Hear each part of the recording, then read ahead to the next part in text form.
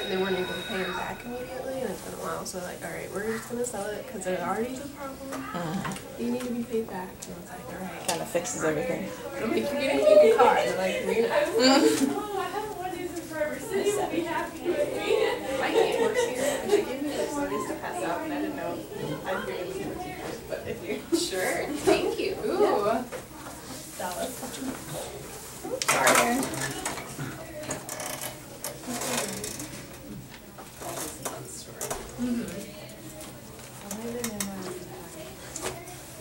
What?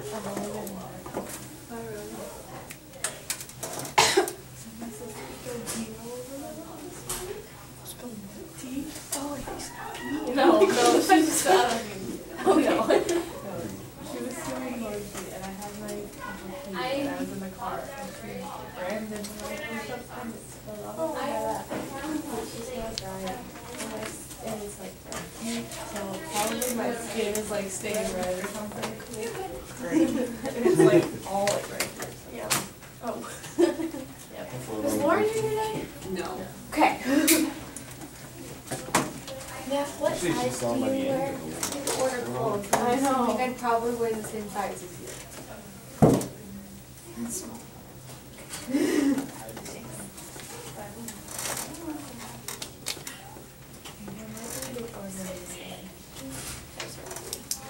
Small. I would order small. The large person. So I probably have to wear. Really creepy. Yeah. They were on the floor in the locker. Why? I don't know. Okay, well, they. Well, We'll see. Yeah, I don't want it. Those are so cute. Yeah.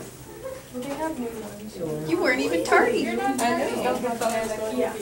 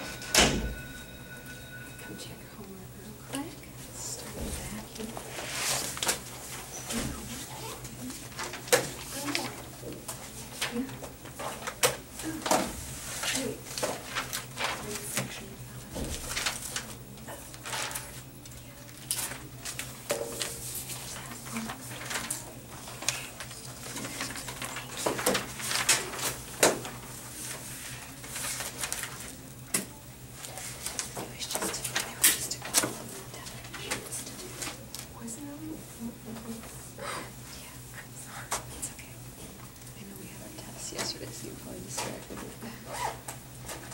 Okay. Thank you.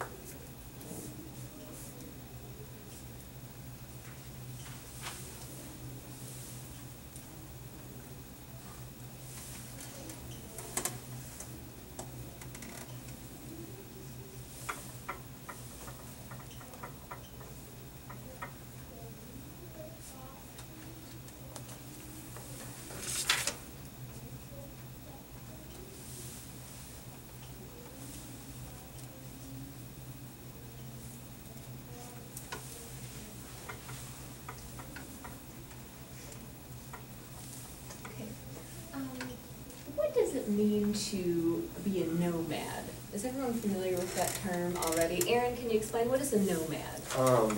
I believe nomads were like a people that used to wander from place to place.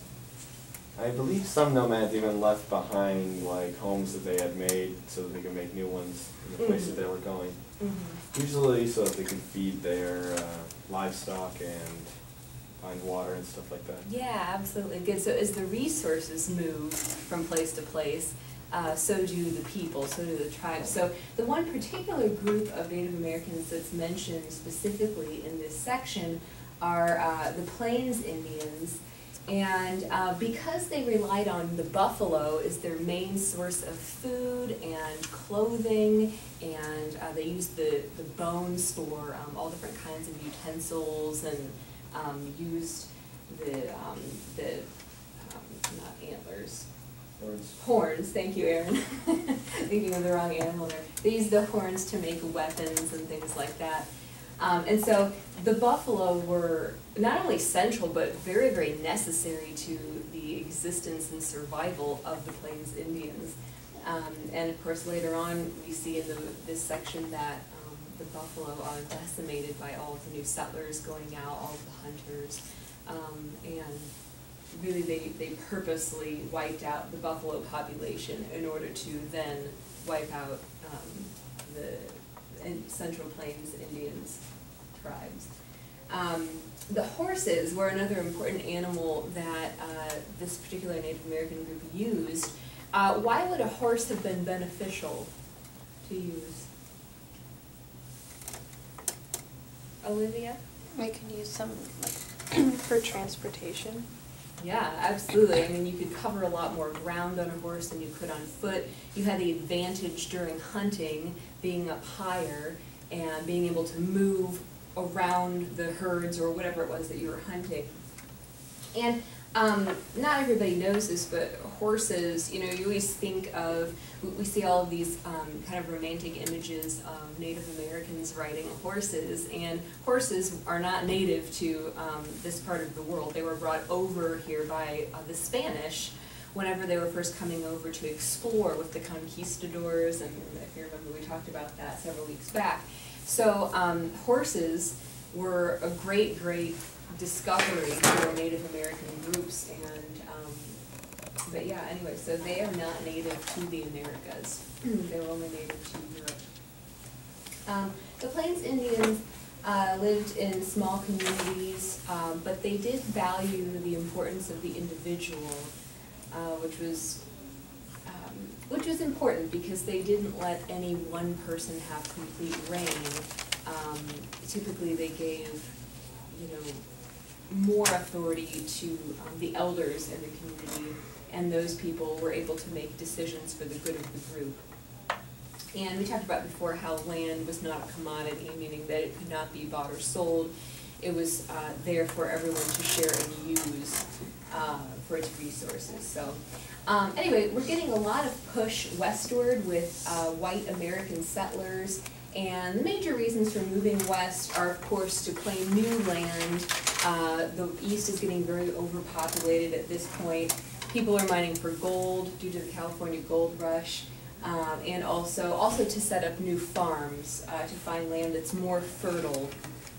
And as you guys know, this region where we live is extremely good for farming, but not necessarily so much out on the East Coast.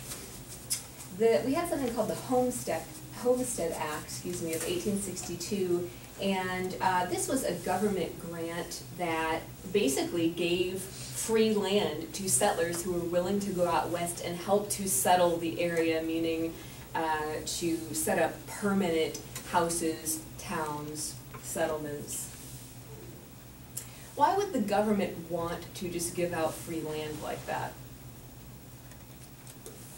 What would be the benefit? Olivia? It's like an incentive to get everybody to go out there. Yeah, as an incentive to help people spread out so that everybody else, you know, everybody has more of their own space and it's not so densely populated in the east. Why else? I'll give you a hint, it's a negative reason. It's basically what this chapter is about. Why else does the government want white settlers going out west? Paige? Get rid Yeah, to help keep pushing the Native American, because at this point, especially, Native American groups are getting more and more enraged by the fact that their land's being taken over, and so there's more violence that's coming up from this. So, anyway, another major thing we have going on at this time that's also bringing a lot of people out is the transcontinental railroads. So we had railroad systems being put into place, but now, again, the government has given all of these grants to two of the major railroad companies, and so they're able to, now they have the money and the resources to build railroads that really connect the East Coast all the way to the West Coast. So, you know, before railroads made it possible for people to travel out west, they had to go in covered wagons, and it would take them sometimes months to get out there. I think the book said like they could go 15 miles a day. Okay, that's not very far, right? That'd be like going to the south part of Fort Wayne, well, maybe farther than that, but in one day. So imagine going across the entire country, right? That would take forever. But on a train, trains went about 50, 60 miles per hour back then. So, you know, just slightly less than an automobile now, so it would only take you a few days to get out there. Okay, so anyway, we have a lot of immigrants that go out west specifically to work on the railroads to help build. The government also decides to put all of these restrictions on Native American lands, and they come up with the idea of Native American reservations. What is a reservation, and what did it promise to the Native Americans? We still have reservations today for Native American groups. Paige? Like, it was a place where they could go where they were supposed to be free from like attacks, and it was their land to do what they wanted to with it, like to preserve what they had, like their culture, but we didn't really do what we agreed to do. Yeah, we didn't follow through on that. So we said, okay, guys, we're going to give you your own individual piece of land. You know, we'll provide you with the money and resources. We'll provide you with fertile soil so you can grow your own crops and things like that. But it didn't really happen. We didn't follow through. And also a lot of times, white settlers, land purchasers, would get to the land beforehand and sell it anyway, and then the Native American groups didn't have anywhere to go. So, so they were either pushed out, or Native American groups who attempted to stay on their own land, like I say in B, a lot of times were pillaged, slaughtered by U.S. Army troops, so they would come in and take over. And the Sioux Indians were forced to sign a treaty, which forcing someone to sign a treaty, that's very much a paradox, right? Because a treaty is like an agreement, right? If you're not agreeing to it, then it's really not a true treaty. But anyway, they were forced to sign the Treaty of 1868, and so this restricted them to their own reservation, which didn't have very good resources at all. Then there's this area called Black Hills, where it was once sacred territory of the Sioux, so now it's become this battleground, ironically. And General George Custer, who was a white, he had been an Army commander before, and he was leading groups of American troops out west for various reasons. He and his troops were actually raided by a group of Sioux Indians and defeated, which was kind of a first, because typically the Native American groups were taken over by the U.S., but not in this particular case. So this really enraged a lot of white Americans, the fact that this Native American group was able to overcome a group of our own military men. And so this led to other things later on. But and then just a couple of more points, and you can write these down. I'm not gonna. I have several more notes, but I don't want to overburden you with too many notes in one day. So the book talks about the idea of assimilation, and I wanted to discuss that with you for a little while. What does it mean to assimilate?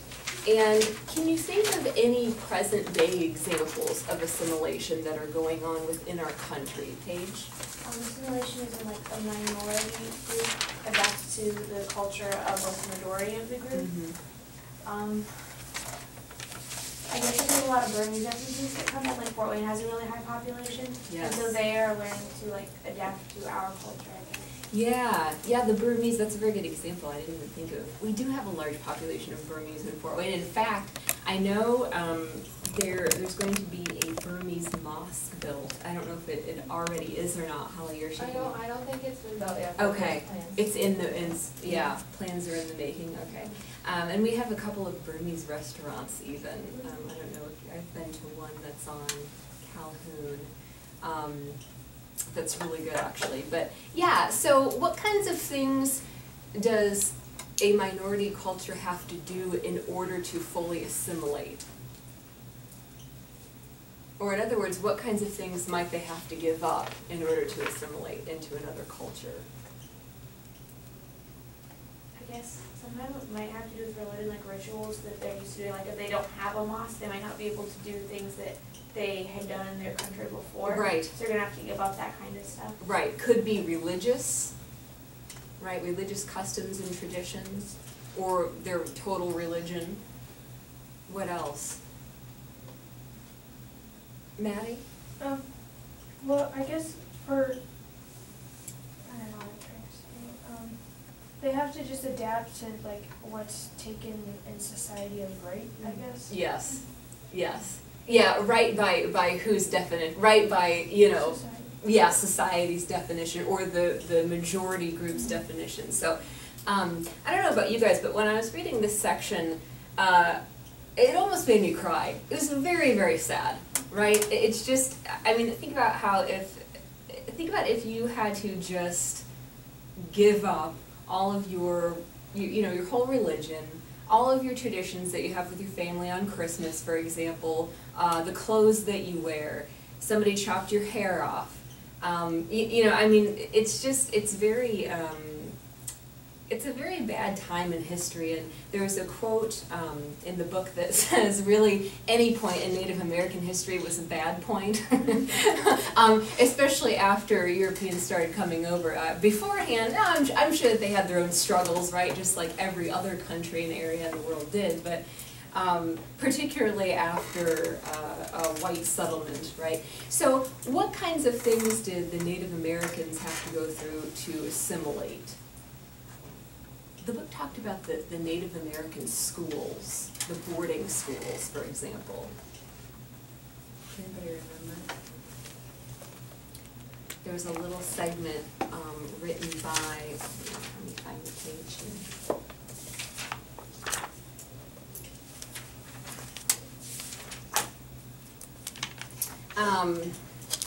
Oh yeah, it's at the very beginning where they do the One American Story and they profile a specific person. And this Native American lady, Ziktalasa, she talks about how she had her hair cut when she went, she didn't want to have her hair cut, it was involuntary, but whenever she was taken to this white assimilation school to learn the ways of the white man. Now, the process of assimilation, there were good intentions behind it on the part of white society, right? There were people who thought, okay, why are we're just decimating all of these Native American populations, we're killing innocent people, isn't there another solution to this? And so they figured, hey, if we can just bring in these people to our culture and teach them our religion and have them act white or whatever, then problem solved, right? But not so much, really. It's a harder process than, and a lot of times it ended up doing more damage than good. But at least it was well intended in some respect. But anyway, she says, I cried aloud, shaking my head all the while, until I felt the cold blades of the scissors against my neck and heard them gnaw off one of my thick braids. Then I lost my spirit. Since the day I was taken from my mother, I had suffered extreme indignities, and now my long hair was shingled like a coward's. In my anguish, I moaned for my mother, but no one came to comfort me. Now I was only one of many little animals driven by a herder. So sad. Right, she felt like an animal. No, just being herded. Them the savages? Well, right. Yeah, good point. Good point, Aaron. Good point. Good. Are there any other present-day examples? Paige mentioned the Burmese. I can think of another very large group that is constantly having to deal with trying to assimilate. Who else in America? Maddie? Well, this isn't in America, but I know there was like an Islamic revolution in one of the Middle Eastern countries. Mm-hmm. And like they didn't used to have to, it wasn't a law to wear headscarves or anything like that. But then they went through this like change in the government where someone like bad came and was like started running the government and stuff, and then these new laws had to happen, and there were like protests and stuff like that. So kind of the same thing. Yeah. Yeah, that's a very good example. Other examples? Aaron? You want to live here and say the African Americans? Well, sure, yeah,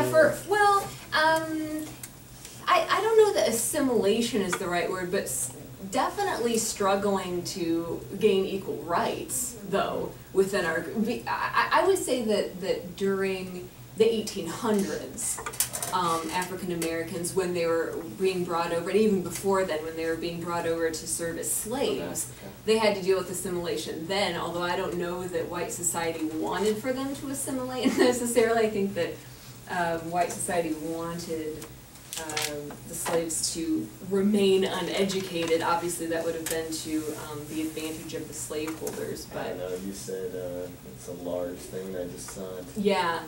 Yeah, but definitely you're definitely right in that at one point, yes, at one point they certainly did. Mm-hmm. I think that just any foreigner that comes over like to America has to assimilate in some way or another, because what they think that might be their social norm is not the social norm here, so they have to adapt to what we think. Yeah, and anyone who comes or who goes from America, leaves America and goes to live in a different country, to a certain extent you have to assimilate. You know, I think in present day it's not necessarily expected of visitors to take on, all of the social customs and religious customs of the country. I mean, I think it's okay, but yeah, there are some social norms that you kind of have to get into, and obviously if the place where you're going speaks a different language, you want to, for your own benefit, to make it easier for you, you want to try to learn the language and things like that. Yeah, Olivia? Like how when people become U.S. citizens, they have to go through the long process of like learning the history and the Constitution and everything like that. Yes. I thought of the first group that came to mind were Hispanic. We have had large Hispanic groups coming into the United States, especially from Mexico. And obviously the language barrier is a huge thing as well, but also the long drawn-out process of trying to become a U.S. citizen as well. So those are all parts of